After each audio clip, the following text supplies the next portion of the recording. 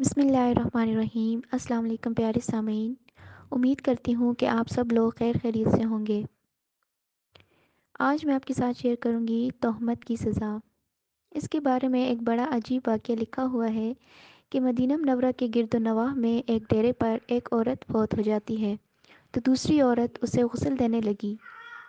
جو غسل دے رہی تھی، جب اس کا ہاتھ مری ہوئی عورت کی ران پر پہنچا تو اس کی زبان سے نکل گیا، میری بہنوں، یہ جو عورت آج مر گئی ہے، اس کے تو فلاں آدمی کے ساتھ خراب تعلقات تھے۔ غسل دینے والی عورت نے جب یہ کہا تو قدرت کی طرف سے گرفت آ گئی۔ اس کا ہاتھ ران پر چمٹ گیا۔ جتنا کھینچتی ہے وہ جدا نہیں ہوتا، زور لگاتی ہے مگر ران ساتھ ہی آتی ہے۔ دیر لگ گئی۔ میت کے ورثاء کہنے لگے، بی بی جلدی غسل دو، شام ہونے والی ہے، ہم کو جنازہ پڑھ کر اس کو دفنانا بھی ہے۔ وہ کہنے لگی کہ میں تو تمہارے مردے کو چھوڑتی ہوں مگر وہ مجھے نہیں چھوڑتا۔ رات پڑ گئی مگر ہاتھ یوں ہی چمٹا رہا۔ دن آ گیا، پھر ہاتھ چمٹا رہا۔ اب مشکل بنی تو اس کے ورثاء علماء کے پاس گئے۔ ایک مولوی سے پوچھتے ہیں، مولوی صاحب، ایک عورت دوسری عورت کو غسل دے رہی تھی تو اس کا ہاتھ اس میت کی ران کے ساتھ چمٹا رہا، اب کیا کیا جائے؟ وہ فتویٰ دیتا ہے کہ چھری سے اس کا ہاتھ کاٹ دو۔ غسل دینے والی عورت کے وارث کہنے لگے، ہم تو اپنی عورت کو معذور کرانا نہیں چاہتے، ہم اس کا ہاتھ نہیں کاٹنے دیں گے۔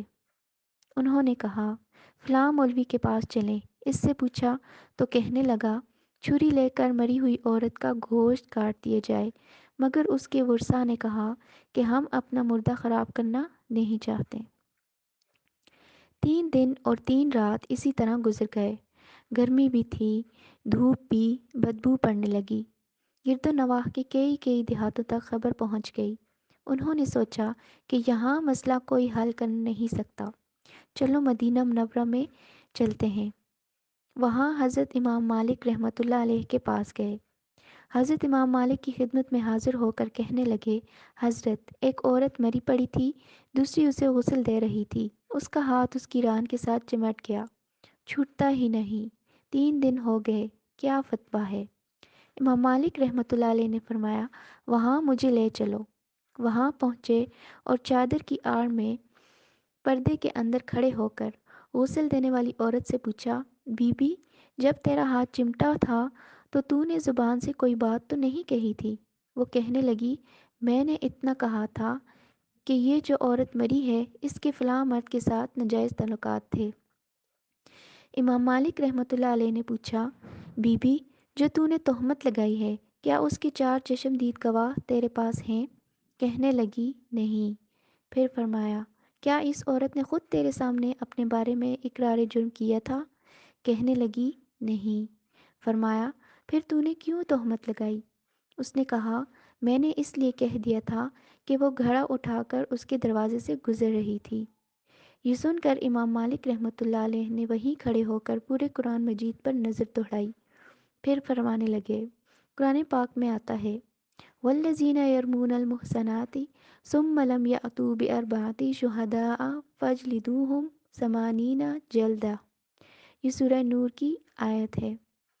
جو عورتوں پر ناجائز تہمتیں لگا دیتے ہیں پھر ان کے پاس 4 گواہ نہیں ہوتے تو ان کی سزا ہے کہ ان کو 80 کوڑے مارے جائیں۔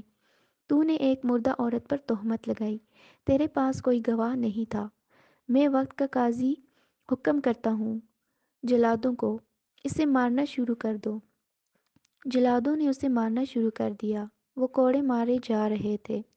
70 کوڑے مارے مگر ہاتھ یوں ہی چمٹا رہا۔ 75 کوڑے مارے گئے مگر ہاتھ پھر بھی یوں ہی چمٹا رہا۔ 79 کوڑے مارے تو ہاتھ پھر بھی نہ چھوٹا۔ جب 80واں کوڑا لگا تو اس کا ہاتھ خود بہت چھوٹ کر جدا ہو گیا۔ دوستو، اگر آپ کو یہ واقعہ پسند آیا ہے اور یہ ویڈیو اچھی لگی ہے تو میری ویڈیو کو لائک کریں اور اسے ضرور شیئر کریں۔ شکریہ۔